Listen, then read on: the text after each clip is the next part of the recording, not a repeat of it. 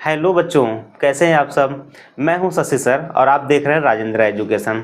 आज हम बात करेंगे नीट फिजिक्स के उन खास चैप्टर्स की जो आपको नीट में एक अच्छा स्कोर लाने में आपकी हेल्प कर सकते हैं। और साथ ही साथ हम सिर्फ चैप्टर्स की बात नहीं करेंगे, हम आपको बताएंगे कैसे पढ़ना है, कितना पढ़ना है और क्या गलती नहीं करनी है हमें इस नीट के एग्ज़ाम में। तो सबसे पहले हम बात करते हैं क्लास 12 की। और क्लास 12 में जो मोस्ट वेटेज चैप्टर्स हैं हम आपके सामने ये देख रखे हुए हैं। जो ये मोस्ट वेटेज चैप्टर है जहाँ से सबसे ज़्यादा क्वेश्चंस पूछे जाते हैं। तो जैसे हम जानते हैं कि क्लास 12 के पोर्शन से लगभग 60% क्वेश्चन जो है नीट में फिजिक्स में पूछे जाते हैं। और जिसमें क्लास 12 का जो सबसे इम्पोर्टेंट चैप्टर है वो है क्या है आपका मॉडर्न फिजिक्स। मॉडर्न फिजिक्स में एटम, न्यूक्लाई और डिबल नेचर, ठीक है। लगभग 8 से 12 नंबर के क्वेश्चंस हर साल इस चैप्टर से बच्चों पूछे गए हैं। पिछला रिकॉर्ड देखा गया कि इस चैप्टर से पूछे गए हैं। तो इनमें करना क्या है, इनमें हमें क्या करना है कि इसके जो पिछले 3 4 5 साल का मान लीजिए 5 साल की जो भी PYQ है उनको आप एक अच्छे से देख डालिए। देखिए अभी कुछ नई चीज़ें नहीं पढ़नी है आपको। कुछ भी नई चीज़ें पढ़ते हैं तो कभी कभी जो है नई चीज़ें पढ़ने में आपको कॉन्सेप्ट क्लियर करने में काफ़ी टाइम लग जाता है और आप उलझ के रह जाएंगे। आपको आती हुई भी चीज़ें आप नहीं कर पाओगे।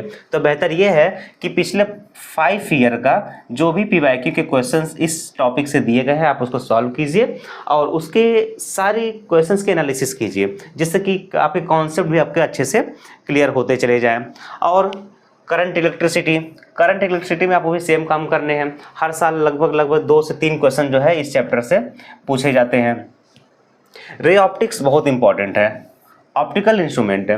रे ऑप्टिक्स और ऑप्टिकल इंस्ट्रूमेंट बहुत ही अच्छा वेटेज रखता है ये नीट के एग्जाम में। और उसके बाद आता है इलेक्ट्रोस्टैटिक में बेटा चार्ज के बारे में हमें काफ़ी कुछ अच्छे से समझ के रखना पड़ेगा, उसके कॉन्सेप्ट को अच्छे से क्लियर करने पड़ेंगे। करंट इलेक्ट्रिसिटी में किरचॉफ जो है ये एक अच्छा टॉपिक है। इसमें आपको साथ ही साथ रेजिस्टेंस का जो है रेजिस्टेंस के कॉम्बिनेशन को कैसे करना है, उसको कैसे एनालिसिस करनी है, सर्किट को कैसे सॉल्व करने हैं इस चैप्टर से। और साथ ही साथ इलेक्ट्रोस्टैटिक्स से कि चार्ज के बारे में, स्टेशनरी चार्ज के बारे में कैसे काम करता है, उसकी इलेक्ट्रिक फील्ड के बारे में, फ्लक्स के बारे में, सारी चीज़ों को आप एक अच्छे से कॉन्सेप्ट उसका क्लियर कीजिए। देखिए अभी कुछ नई चीज़ें नहीं पढ़नी, मैं बार बार कर रहा हूँ, कुछ नई चीज़ मत पढ़िएगा। बस आपने जितना पढ़ा है उसको अच्छे से रिविजन कीजिए और उससे क्वेश्चन को सॉल्व करिए।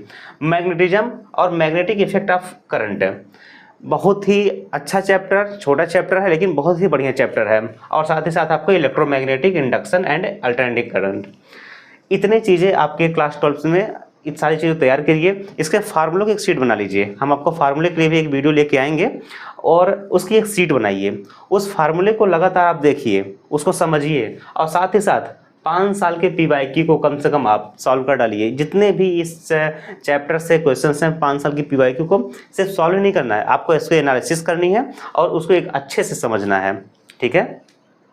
तो हम अगला फिर बात करते हैं क्लास 11 के बारे में। जब 60% पोर्शन वहाँ से हो गया तो मान के लिए कि मोर देन 40% क्वेश्चंस जो है हमारे इस जो है क्लास से बनते हैं। और जिनमें से सबसे ज़्यादा इंपॉर्टेंट क्या है, लॉ ऑफ मोशन। बेटा लॉ ऑफ मोशन बहुत ही इंपॉर्टेंट है।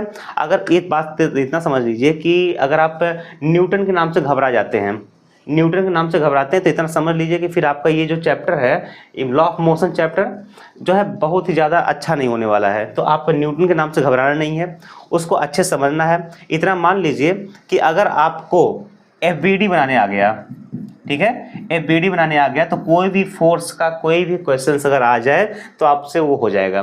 तो FBD बहुत इंपॉर्टेंट है बच्चा। FBD के बारे में आप अच्छे से प्रैक्टिस कर लीजिए, FBD में कुछ भी प्रॉब्लम ना होने पाए। उसके बाद work energy power, energy conservation अगर आप अच्छे से जान गए कि एनर्जी को कैसे कंजर्व करना है, उसके लिए आपको क्या जानना चाहिए, कंजर्वेटिव फोर्स और नॉन कंजर्वेटिव फोर्स, जो कि आप लॉ ऑफ मोशन में अच्छे से पढ़ते हो। तो conservative force non conservative force के बारे में अच्छे से समझ लीजिए। तो आपको ये जो है वर्क डन और एनर्जी और पावर के चैप्टर्स जो है आपको अच्छे से क्लियर हो जाएंगे। रोटेशनल मोशन, सर्कुलर मोशन और रोटेशनल मोशन में देखिए आपको इम्पोर्टेंट क्या है, मोमेंट ऑफ इनर्शिया, ठीक है, moment of inertia. Important topic है, इससे बहुत से क्वेश्चंस बनते हैं जो डायरेक्ट फार्मूला बेस्ड क्वेश्चन होते हैं। तो आप, मैंने कहा ना, एक फार्मूला की शीट तैयार करिए और पूरा शीट को आप लगातार देखते रहिए, पूरे रोटेशनल मोशन के क्वेश्चन जो है आपसे बन जाएंगे। और इसमें भी मैं कह रहा हूँ कि 5 ईयर PYQ जो है आपको सॉल्व करने हैं। 5 ईयर PYQ को आप सॉल्व कीजिए, उसको एनालिसिस कीजिए और उसको समझिए कि हमारी एक सिली मिस्टेक कहाँ से हो रहा है, उसको आप दूर करिए। थर्मोडायनेमिक्स क्लास 11 का सेकेंड पोर्शन का थर्मोडायनेमिक्स चैप्टर बहुत ही इंपॉर्टेंट है। ग्रेविटेशन, ठीक है, ग्रेविटेशन से बच्चे बहुत घबराते हैं, ग्रेविटेशन को कैसे हमें लगाने हैं, कैसे काम करना है। तो अगर आपको फोर्स के बारे में आपने अच्छे से पढ़ा हुआ है तो फोर्स के बाद ही ग्रेविटेशन पढ़िएगा, ठीक है, फोर्स के बाद जो है ग्रेविटेशन पढ़िएगा। ग्रेविटेशन में आपको पोटेंशियल और इसी ग्रेविटी के बारे में आपको पढ़ना चाहिए कि जो स्मॉल जी की वैल्यू की वेरिएशन कैसे हो रही होती है अर्थ से सरफेस से दूर जाने पे और अर्थ के सरफेस से किसी डेप्थ में जाने पे, उसकी वेरिएशन कैसे हो रही है। तो इससे भी क्वेश्चंस आपको बनते हुए देखे जाते हैं। वेब से बेटा, वेब से बहुत क्वेश्चन बनते हैं और साथ ही साथ पूरे काइनेमेटिक में आप प्रोजेक्टाइल, ठीक है, प्रोजेक्टाइल और प्रोजेक्टाइल में के बाद रिलेटिव, ठीक है। अगर आपको ये दोनों टॉपिक्स अच्छे से क्लियर कर पा रहे हैं, आपके आप रिलेटिव को समझ पा रहे हैं और साथ ही साथ प्रोजेक्टाइल के बारे में भी अगर हम ठीक से काम कर पा रहे हैं तो समझिए कि हमारा जो है काम काइनेमेटिक से बन जाएगा। और इसमें आप एक्सेलरेशन के बारे में कि आपका ये यूनिफॉर्म है कि नॉन यूनिफॉर्म है, इसके बारे में थोड़ा सा समझना चाहिए। साथ ही साथ एक इम्पॉर्टेंट चीज़ ग्राफ, ठीक है, ग्राफ को तो एक अच्छे से देख चलिएगा। ग्राफ में VT ग्राफ, XT ग्राफ और AT ग्राफ, साथ ही साथ VX ग्राफ यानी डिस्प्लेसमेंट और वेलोसिटी ग्राफ, इसके 4 ग्राफ को अच्छे से आपको एनालिसिस करना समझ में आना चाहिए, जिससे कि क्वेश्चन में अगर ग्राफ बना कर देता है तो आप सीधे ग्राफ को देखिए और आपके आंसर आपके सामने मिल जाएं, ठीक है। उसके बाद प्रिपरेशन स्ट्रेटजी क्या होनी चाहिए आपकी। सबसे पहली बात देखिए, अभी तो हम फिजिक्स से सिर्फ बात किए हुए हैं, लेकिन ये प्रिपरेशन स्ट्रेटेजी जो है सारे सब्जेक्ट पे काम करेगा।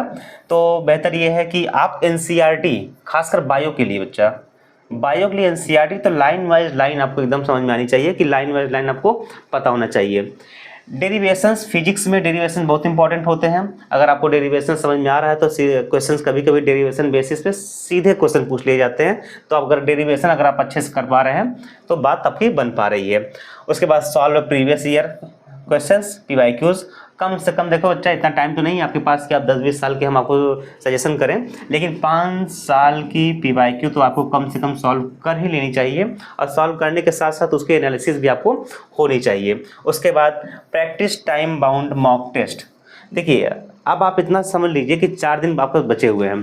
4 दिन में आपको जो भी मॉक टेस्ट देने हैं सेम आप नीट के टाइम पे जो है आप देना शुरू कीजिए। और जैसे नीट के एग्जाम में बैठते हैं आप, जैसे टाइम बाउंड रहता है, आपको एक प्रेशर रहता है, उस प्रेशर को समझने की कोशिश करिए कि आप अपने रूम में बैठ जाइए अकेले, इतना समझिए, फील लाइए कि हम एक नीट के एग्जाम में बैठे हुए हैं और इस टाइम में हमें सारे क्वेश्चंस को सॉल्व कर ही लेने हैं। ये आपको इसी टाइम में क्यों करने के लिए बोल रहा हूँ मैं, क्योंकि इस टाइम में अगर आपकी आदत रहेगी, 4 दिन, ज़्यादा दिन तो नहीं बचे हुए हैं, 4 दिन अगर आप इस टाइम पे कर पाते हो तो आप जब 5वें दिन एग्जाम में बैठने जाओगे तो फिर आपको लगेगा कि नहीं, हम जैसे डेली एग्जाम देते हैं तो वैसे ही दे रहे हैं। आप रिलैक्स फील करोगे, आपको जो है एक प्रेशर नहीं आएगा, एक एंजाइटी टाइप की नई फीलिंग होगी।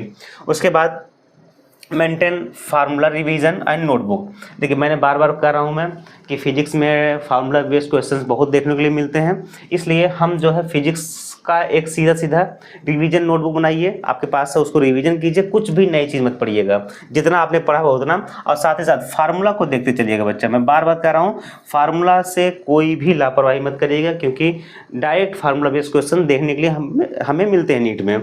उसके बाद target modern physics and current. देखिए, मॉडर्न से मैंने बताया था ना, मॉडर्न से मोर देन 8 to 12 है, हमें नंबर के क्वेश्चन, यानी कह सकते हैं कि हमें जो है 2 से 3 क्वेश्चन हमें देखने के लिए मिलते हैं। तो आप मॉडर्न से तो इतना तो आपको आना ही चाहिए, साथ ही साथ करंट के बारे में आप अच्छे से एनालिसिस कर रही कि करंट कैसे वर्क कर रहा है, उसके सर्किट को समझना इंपॉर्टेंट यही है कि आप सर्किट को समझ पाएँ, ठीक है। इलेक्ट्रिसिटी फॉर स्कोरिंग, मैंने कहा ना कि इन सब चैप्टर्स को एक अच्छे से समझ लीजिए कि कैसे हमें इसको एनालिसिस करनी है। तो अगर आप इतना कर पाते हैं बच्चा, तो समझिए कि आप एक नीट में फिजिक्स में मान के चलिए कि कम से कम 42 क्वेश्चन को आप आसानी से सॉल्व कर पाएंगे। 42 क्वेश्चन तो आपका कहीं नहीं गया। 42 क्वेश्चन का मतलब हो गया मल्टीप्लाई बाई 4 और 168 मार्क्स जो है कहीं नहीं गया। अगर इस तरीके से आप 4 दिन के क्वेश्चन में 4 दिन के टाइम में आप अच्छे से इस चीज़ के स्ट्रेटेजी को फॉलो कर पाते हैं और साथ ही साथ 11th और 12th के इस पूरे टॉपिक को कवर कर पाते हैं। बच्चों की डिमांड थी कि हम जो है नीट का एक पूरा फार्मूला जो है सीट लेके आएँ, तो हम आपको अगले वीडियो में फार्मूला सीट पूरी लेके आके आएंगे और चैप्टर वाइज चैप्टर बताएंगे किस चैप्टर से कौन सा फार्मूला इंपॉर्टेंट है और आपको उसके नज़र में रखनी चाहिए। तब तक आप बने रहिए राजेंद्र एजुकेशन के साथ में। हम आपकी नीट के लिए एक अच्छी शुभकामनाएं आपको देना चाहते हैं पहले से ही, जिससे कि आप एक बढ़िया सा मार्क स्कोर कर पाएँ।